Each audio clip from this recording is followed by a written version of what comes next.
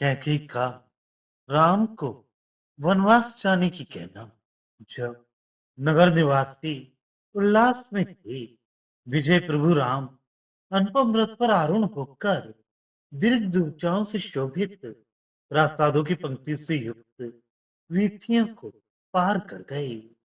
महान यश से भूषित चक्रवर्ती के प्रासाद में जा पहुंचे। पुष्पभूषित कुंतलों वाली सुंदरियों के द्वारा चामा डुलाए जाते हुए नूतन हर्ष से उल्लास मन से राम वहां आए, किंतु वहां अपने अगाध स्नेह को प्रकट करते हुए उन्नत किरीट धारण किए हुए सुंदर कमल पीठ पर आनंद के साथ आसीन हुए दशरथ को नहीं देखा। वे राम जो वेदों तथा अन्य शास्त्रों के जानने वालों के मन में प्रकाशित भगवान के रूप के साथ एक रूप थे, स्वर्ण में सभा मंडप में नहीं गए, जहां ऋषि और नरेशों के संग बड़े आनंद के साथ यथार्थ प्रशस्तियों का गान कर रहे थे, किंतु अपनी छोटी माता कैकेयी के आवास में गए।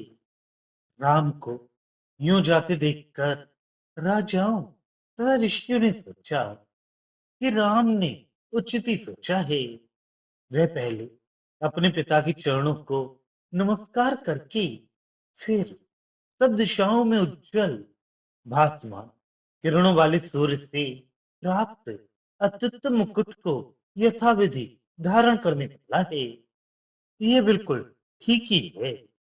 ऐसा हो रहा था तब रामचंद्र मन में किंचित शिथिल होकर फिर स्वस्थ हुए और पवित्र दशरथ के रहने को स्थान को ढूंढते हुए आप पहुंचे। ये देख अनुपम क्रूरता से युक्त कैकेयी ये सोचती हुई कि मेरा पति अपने मुंह से वरदान की बात नहीं कहेगा, अतः मैं स्वयं इससे कहूंगी। कैकेयी को अपनी माता मानकर उसके निकट आई हुई राम के सम्मुख यम के समान वह प्रकट हुई।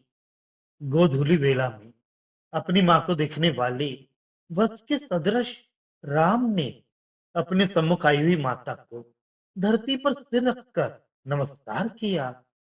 सिंधु तथा प्रवाल समान सुगंध युक्त अपने मुंह को एक अरुण कर से आवृत करके और दूसरे कर से अपने वस्त्र को संभाले हुए बड़ी विनम्रता के साथ खड़े हुए।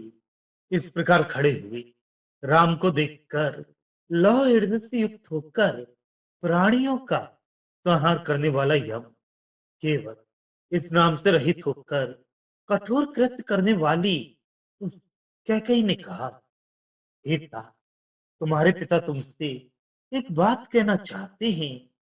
यदि उनके अभिप्राय को कहना मुझे उचित हो तो मैं उसे कहूंगी।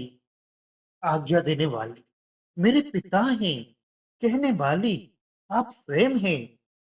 ये संभव हो तो अर्थात यदि आप स्वयं उस बात को मुझसे कहें तो मेरा उद्धार हुआ। मेरे सदृश जन्म लेने वाला और कौन है? मेरे भाग्य से ऐसा अच्छा फल मुझे मिला है, इससे बढ़कर और क्या अच्छा फल हो सकता है? आप मेरे माता और पिता दोनों हैं। आपका वचन मेरे लिए शिरोधार्य है, अतः आप आज्ञा दें। तब कैकेयी ने राम से कहा, चक्रवर्ती ने यह आज्ञा दी है कि समुद्र से आवृत पृथ्वी का शासन भरत करे और तुम जटाधारी होकर तपस्वी के वेश में घने अरण्य में जाकर रहो।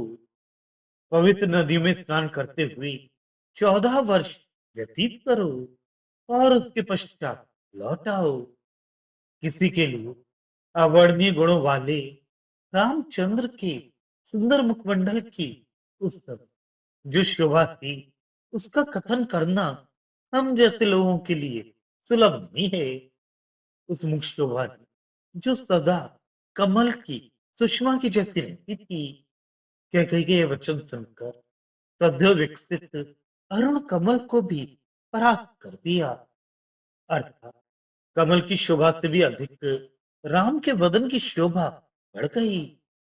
रामचंद्र पहले विशुद्ध ज्ञान वाले चक्रवर्ती की आज्ञा का उल्लंघन होने से डरकर ही इस अंधकारमय संसार के राज्य के दुख को स्वीकार करने के लिए सन्नद्ध हुए थे।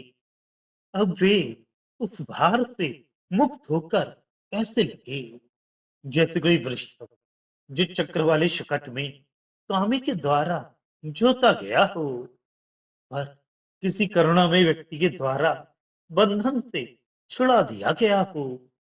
यदि यह चक्रवर्ती की आज्ञा ना भी हो, फिर भी क्या आपकी आज्ञा मेरे लिए पालनीय नहीं है? मेरे भाई ने ऐश्वर्य पाया तो मैंने भी तो उसे पा लिया। अतः इससे बढ़कर मेरा हित और क्या हो सकता है? इस आज्ञा को मैंने शिरोधार्य किया। मैं अभी बिजली की जैसी धूप से युक्त अरण्य में जाऊंगा। आपसे विदा भी ले रहा हूँ।